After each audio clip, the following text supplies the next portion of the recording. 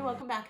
Recently, a viewer had written in the comments and asked, do I struggle with seeing where the seam is after the jump ring has been closed and you're ready to weld?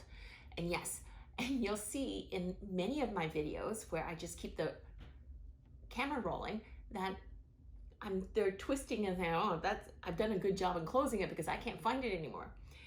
So it's worth sharing some of the tips that some of the things I've learned, and including one of the things with magnifying glass lamp.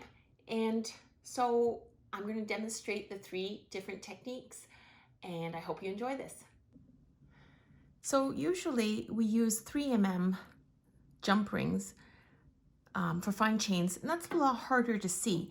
But I'm going to use something slightly bigger diameter right now to demonstrate. And so for instance, if you have this jump ring, the first method is equidistance. If you know where the seam is, hold on to it. In closing the jump ring, find equidistance, and so you close it like that. Okay, so equidistance. And when you clip, again, equidistance, like such. Then when you let go of it, you know that it is the equidistance to where it was before, like this. So after a while, you get used to it and you know that it is here and it's right in the middle. Second method might be that if, you're like me and you need bifocals, really, truly, vanity aside, and you can see it up close with your eyeglasses off, really try using, so for instance, this is what it is. And I'm going to move my things around, excuse me.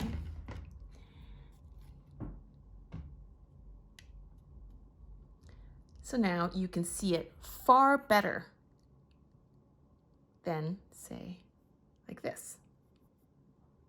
The magnifying glass with light, and you see it without light, and with light.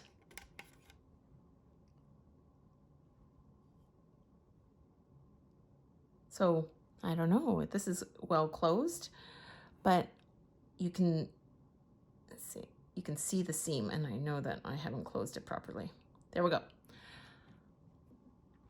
The last method, I've never tried it, but theoretically it should work.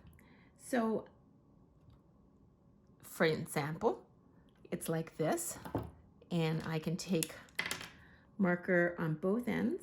You can pre-do these like this. So you can, let me see if you can see better. My light.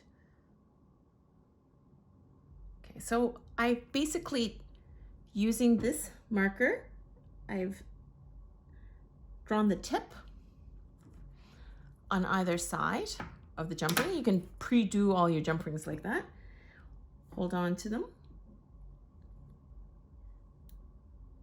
Close. And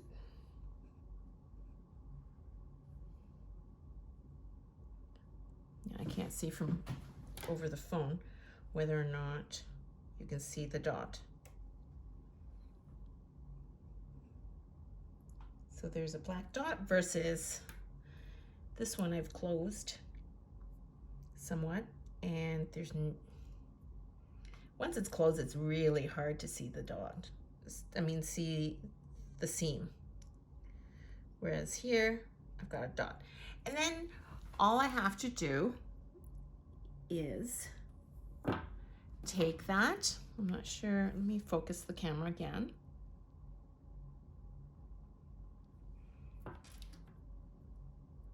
And touch that.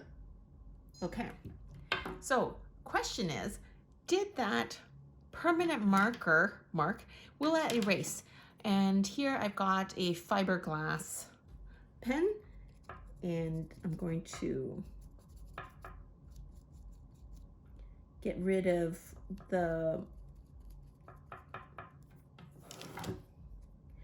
oxidation at the same time.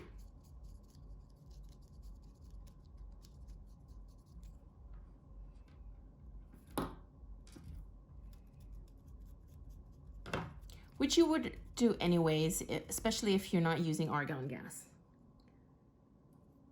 Okay, and the other thing is, to clean this, probably the best thing is to use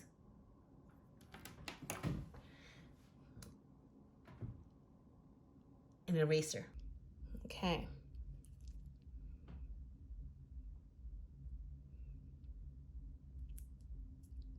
Pretty clean.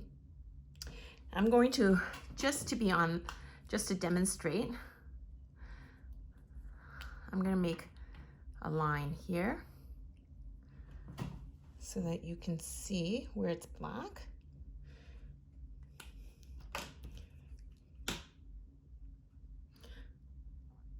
So the permanent marker goes on the eraser and it is clean. There you go. So using this permanent marker on your jump ring, there you have it. I hope you found that to be useful. I'm a wholesaler of premium quality chains and findings. I'm going to leave a note below with more information about our company, as well as the Orion micro welder that I've used. I thank everyone for your comments, and the ideas for more videos have come through from the comments and questions, and I hope you keep that coming. Thanks.